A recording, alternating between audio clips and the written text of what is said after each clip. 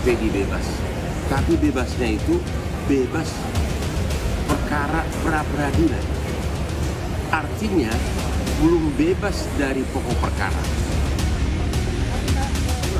Bahwa Peggy Setiawan ini tidak akan bisa ditersangkakan lagi.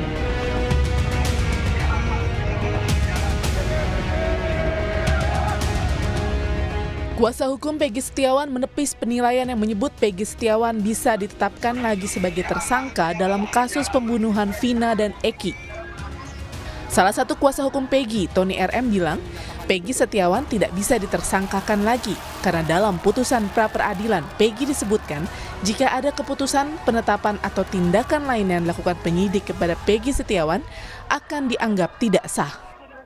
Tony juga menegaskan Peggy Setiawan sudah mendapatkan surat perintah penghentian penyidikan dari polisi. Peggy Setiawan dalam kasus pembunuhan Vina Eki ini, Peggy Setiawan klien kami ini tidak dapat ditersangkakan lagi karena sudah terkunci di dalam amar putusan nomor 5 tadi. Jadi segala keputusan atau penetapan lebih lanjut ya yang dilakukan oleh termohon ya dalam hal ini penyidik Polda Jawa Barat ini nanti dinyatakan tidak sah. Penasihat hukum Peggy Setiawan telah mendapatkan satu SP3 ya. Jadi penyidikan terhadap pemohon itu dihentikan. Nah, kemudian yang kedua ya, ada surat pencabutan tersangka ya. Sebelumnya, salah satu praktisi hukum Hotman Paris dalam video yang diunggah di akun Instagramnya bilang ada kemungkinan Peggy dijadikan sebagai tersangka kembali. Menurut Hotman, Peggy hanya bebas dari perkara pra-peradilan, bukan pokok perkara kasus pembunuhan Vina dan Eki. Para pra-peradilan itu hanya soal teknis prosedural hukum acara. Ini bebas, bukan bebas pokok perkara. Ada kemungkinan ya, bebas hanya sebentar. Habis itu penyidik mulai lagi dengan mengikuti prosedur yang benar. Kemungkinan kedua, bisa-bisa pimpinan Polri mengatakan, ya udah kasus ini nggak usah dilanjutin, bisa jadi. Pendapat lain soal kasus pembunuhan Vina dan Eki datang dari mantan Menko Polhukam Mahfud MD yang dalam program Rosi menilai proses hukum terhadap kasus pembunuhan Vina dan Eki serampangan. Hal ini terbukti setelah Peggy dinyatakan bebas dalam sidang pra-peradilan. Mahfud menyebut dengan pembebasan Peggy seharusnya bisa membebaskan 7 terpidana kasus Vina lainnya karena pelaku didakwa dengan dakwaan yang sama. Tidak serampangan kan begitu diputus dicari dan orangnya kan itu juga kalau memang sejak awal. Lalu serampangan yang kedua katanya 3. Lalu diumumkan oh yang 2 itu fiktif, tidak ada gitu. Padahal itu putusan pengadilan ada 3 DPO. Dakwaan jaksa yang kemudian dicantumkan di putusan pengadilan di dalam proses persidangan itu disebut. Ini kan serampangan namanya gitu. Sehingga waktu itu saya hanya menyatakan yaitu lebih dari unprofesional itu kira-kira akan melindungi nama seseorang dan mencari kambing hitam. Mulai dipakai sebagai novum. Tinggal dalil-dalil yang dipakai nanti oleh pengacaranya. Bahwa yang 7 ini harus bebas dong. Mungkin satu paket dakwaan kok ternyata ini salah kan gitu. Usai Peggy dinyatakan bebas oleh sidang pra-peradilan, kuasa hukum 7 terpidana kasus pembunuhan Vina dan Eki berencana akan mengajukan peninjauan kembali. Saat ini baru 1 mantan narapidana kasus Vina Sakatatal yang sudah mengajukan peninjauan kembali dugaan salah tangkap ke Pengadilan Negeri Cirebon untuk memulihkan nama baiknya. Tim Liputan Kompas TV. Lantas pasca Peggy bebas berdasarkan putusan pra-peradilan, apakah benar Peggy bisa menjadi tersangka kembali? Dan bagaimana peluang PK dari 7 terpidana kasus Vina dan Eki usai Peggy bebas? Kita bahas bersama sejumlah narasumber yang sudah bergabung bersama kami. Ada penasihat ahli Kapolri, Pak Arianto Sutadi, dan pengacara 4 terpidana, Bang Oto Hasibuan. Selamat sore, Bang Oto, Pak Arianto. Selamat sore. Selamat sore, Cindy. Selamat sore, Bang Oto. Bang Oto, sore, saya Pak mau Arianto. ke Anda dulu, Bang Oto. Kalau Anda membacanya pasca Peggy bebas, dampak hukumnya kepada para terpidana lain apa, Bang Oto? Ya, saya kira pasti dampaknya itu akan positif untuk terpidana yang lain. Karena begini ya, ini memang sering jadi perdebatan di kalangan para penegak hukum dan ahli hukum.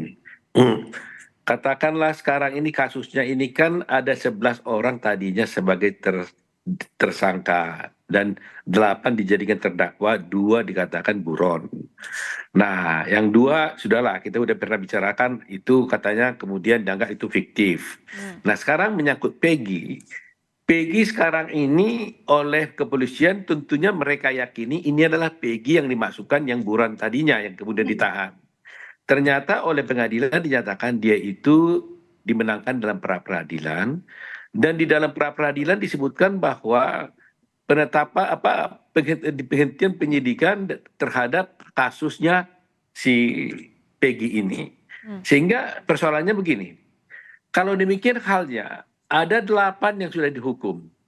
1 ini katanya Peggy. Terlepas ini Peggy yang sebenarnya atau tidak, walaupun oleh pra-peradilan dinyatakan dia itu tidak sah penetapan tersangkanya. Lantas apakah adil kalau betul ada Peggy yang lain itu tidak diapa-apain, tidak diproses, tapi 8 orang ini dinyatakan salah. Ini kan menjadi masalah. Sehingga menurut saya dengan bebasnya Peggy, otomatis yang 8 inilah harus dibebaskan oleh Mahkamah Agung. Oke, artinya bisa memuluskan lagi untuk pengajuan PK 7 terpidana lain ya, Bang Oto? Iya, betul. Karena konstruksi hukum dan konstruksi hukum dakwaan oleh jaksa itu dan konstruksi putusan pengadilan itu menjadi hancur gitu. Karena sebuah konstruksi yang sudah dibangun selama ini dikatakan bahwa 11 oranglah yang melakukan pembunuhan ini, di mana ada 3 ternyata sampai sekarang tidak diadili dan positif oleh polisi dinyatakan 2 orang itu adalah fiktif. Maka menjadi soal bahwa berarti konstruksi hukum yang dibuat oleh dakwaan jaksa maupun oleh pengadilan itu menjadi tidak berdasar. Oke, nah, baik. Ya, saya mau ke jadi Pak Arianto kalau gitu. Oke, baik Bang Oto. Pak Arianto, kalau Anda melihatnya setelah Peggy bebas, ini akan berpengaruhnya seperti apa nanti ke depannya dalam proses penanganan kasus Vina dan Eki, terutama ke 7 terpidana lain? Ya, saya ini ya, pendapat saya ini saya sampaikan sejak saya dulu melihat gonjang-ganjing kasus ini ya. Ini kan kasusnya kan dari dulu ada suatu pengadilan tahun 2016 itu yang sudah memvonis 8 orang terdakwa dan kemudian bahkan sudah inkrah dan kemudian ada 3 DPO dan kemudian dengan adanya film itu tahun 2024 ini kemudian kan polisi merasa masih punya tanggungan PR gitu ya, sehingga dia meneruskan penangkapan kepada 3 DPO dia, 3 DPO yang dulu itu. Tapi 3 DPO itu ketika dicari saksi yang baru lagi untuk meyakinkan yang ada, ternyata hanya ada 1 yang bisa dapat data awal untuk menangkap, sehingga waktu itu kemudian Peggy ditangkap kan gitu. Nah kemudian Peggy ditangkap ini kemudian pihak yang merasa dirugikan, termasuk yang tersangka yang dulu sudah dipidana, tersangka yang dulu sudah dipidana, dan pihak dari keluarga Peggy ini menyatakan bahwa itu salah tangkap. Makanya dulu saya sudah menyarankan untuk putusan yang ingkrah yang sudah memenjarakan 7 orang dan kemudian sekarang diprotes, itu cara untuk menganulir ya itu hanya pakai PK gitu. Kalau PK-nya itu dibatalkan, nah barulah itu yang 7 itu kemungkinan bisa dibebaskan kalau PK-nya itu dikabulkan. Sedangkan untuk Peggy ini satu-satunya jalan untuk menghambat bahwa itu salah tangkap adalah ya pra-peradilan. Nah, ternyata sekarang pra-peradilan kan mengatakan bahwa penangkapannya tidak sah. Cuman pra-peradilan itu hanya menyatakan bahwa itu salah tangkap gitu. Belum mengadili bahwa si Peggy ini salah apa tidak gitu. Nah, kemudian dengan adanya peradilan yang dikalahkan ini, nanti masih ada beberapa alternatif. Kalau polisi itu kemudian menyatakan bahwa oh ya ini kemarin kan dari SP3 ya. Tetapi di SP3 itu kan hanya di SP3 penyidikannya, sedangkan di sini hanya dinyatakan batalnya adalah karena kesalahan tangkap kan gitu kan. Itu kepolisian masih bisa melakukan penyidikan lagi di kemudian hari kalau mempunyai bukti yang baru yang dimiliki gitu. Tapi seandainya nanti kemudian putusan PK itu membatalkan putusan tahun 2016 dulu, otomatis polisi tidak akan mencari lagi yang sisa 3 DPO itu. Dia harus mencari lagi siapa pembunuh daripada Vina dan Egi itu semuanya gitu. Kira-kira gitu anaknya. Oke, Bang Oto, Anda melihatnya jadi gimana kalau misalnya memang polisi memulai lagi penyidikannya, menemukan bukti baru, Peggy bisa jadi tersangka lagi, Bang Oto? Menurut saya salah besar kalau polisi memulai lagi penyidikan terhadap Peggy ya. Saya minta lebih arif dan bijaksana apabila polisi menghentikan pemeriksaan Peggy, biarkan dulu perkara yang 7 untuk PK itu berjalan. Nanti kita lihat apa putusan PK terhadap hal ini. Kalau nanti putusan PK-nya itu dibebaskan ternyata, dan kemudian Peggy ongoing ternyata kemudian diproses, ini kan lebih cilaka lagi polisinya. Jadi lebih bijaksana, tunggu aja PK dilakukan, lihat. Kalau ternyata nanti di PK-nya itu ditolak dihukum, mungkin ada peluang-peluang lagi untuk berpikir untuk melanjutkan penyidikan terhadap Peggy dan yang lain. Tetapi kalau umpamanya sekarang ini mau diajukan, ternyata PK-nya bebas, 2 kali kena lagi nih kepolisiannya. Jadi saya pikir jangan tergesa-gesa, jangan terburu-buru ya. Apalagi menjadi persoalan adalah ada juga di dalam putusan pra peradilan tersebut yang menyatakan bahwa memerintahkan penyidik untuk menghentikan penyidikan gitu loh. Baik. Kalau saya tidak keliru ya, kalau saya tidak keliru ada kata-kata itu. Nah kalau itu benar ada, kalau saya tidak keliru itu ada memerintahkan polisi untuk tidak menghentikan penyidikan, ya dia tidak boleh lanjutkan lagi. Oke, kalau Pak Arianto Anda melihatnya, adakah celah sebenarnya untuk polisi memulai lagi menjadikan Peggy sebagai tersangka? Celah itu ada ya, karena di dalam perma itu ada bunyi, salah satu perma itu yang butir ketiga itu saya ingat bahwa putusan pra peradilan yang mengabulkan tidak sahnya suatu penetapan tersangka tidak menggugurkan kewenangan polisi untuk penyidik untuk melakukan penyidikan kepada tersangka yang bersangkutan dengan bukti-bukti yang baru yang terkait dengan perkara ini. Jadi masih ada kemungkinan itu ya. Tapi kalau pertimbangan saya kemarin itu ya, alangkah baiknya apabila nunggu PK ini dulu lah. Kan PK-nya toh sudah diajukan. Kalau PK ini nanti ternyata ditolak, ya itu berarti langsung itu diperiksa lagi sih Peggy. Tapi kalau PK ini dikabulkan, berarti kan gugur yang 72 itu 8 ya. Ya otomatis si Peggy ini otomatis ya gugur. Polisi akan memulai penyidikan lagi, bukan meneruskan Peggy yang 3 dulu DPO itu, tetapi mulai mencari siapa yang sesungguhnya yang membunuh si Vina dan Eki ini gitu. Kira-kira gitulah konstruksinya perjalanan disuruhnya masalah ini. Ya. Nah Pak Arianto, tapi juga setelah Peggy bebas kan Polda Jabar belum banyak komentar ya soal langkah yang diambil. Sebenarnya dari polisi apa yang saat ini sedang dilakukan untuk mengusut kasus Vina dan Eki, Pak Arianto? Ya, Kapolri memang mengatakan masih akan kita pertimbangkan kembali langkah-langkah selanjutnya. Kalau saya memprediksi ya langkah-langkah itu tadi, melihat PK karena sudah diajukan, tunggu PK-nya ini kira-kira diterima apa tidak. Mudah-mudahan Pak Hakim juga mau kerja keras, bulan ini langsung diputus sehingga kita jelas gitu. Supaya polisi itu akan kemana?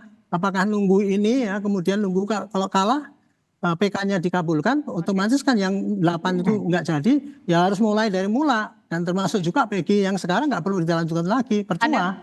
Ada peluang untuk diambil alih sama Barreskrim nggak? Kalau diambil alih Barreskrim itu kan cuman komentar-komentar biasanya kayak gitu. Tapi saya pikir tidak akan tidak akan merubah suatu tindakan ya di Polda kemudian diambil Barreskrim. Karena polisi dari para polisi pasti sama arahannya. Gitu. Oke, Bang Oto, kalau Anda melihatnya, kalau memang penyidikan ini kemudian harus dimulai lagi dari awal, apa yang bisa dilakukan oleh polisi untuk membuat kasus ini semakin terang? Jangan sampai ada salah tangkap dan lain-lain, Bang Oto. Saya kira polisi harus mulai jujur membuka, terutama mengenai barang bukti. HP-nya Vina itu di mana sekarang? Ya, di mana itu HP-nya itu? Dan posisi dengan HP-nya itu kalau dapat, itu kan bisa akan membantu.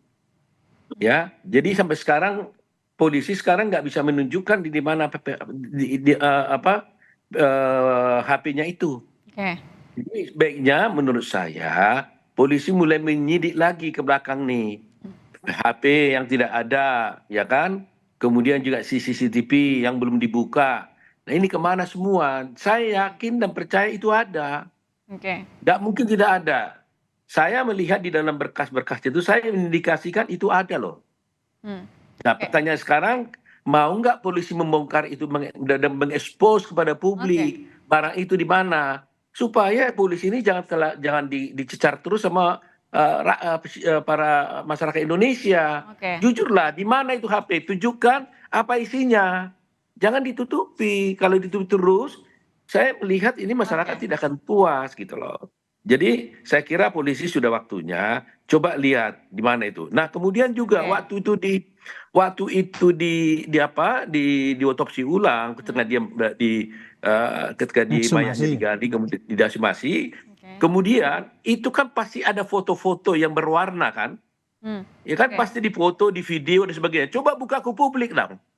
Nah sih dari terang benderang kita bisa lihat sebenarnya. Kalau ini kan sekarang hitam putih. Coba itu kan terlihat itu pasti kan.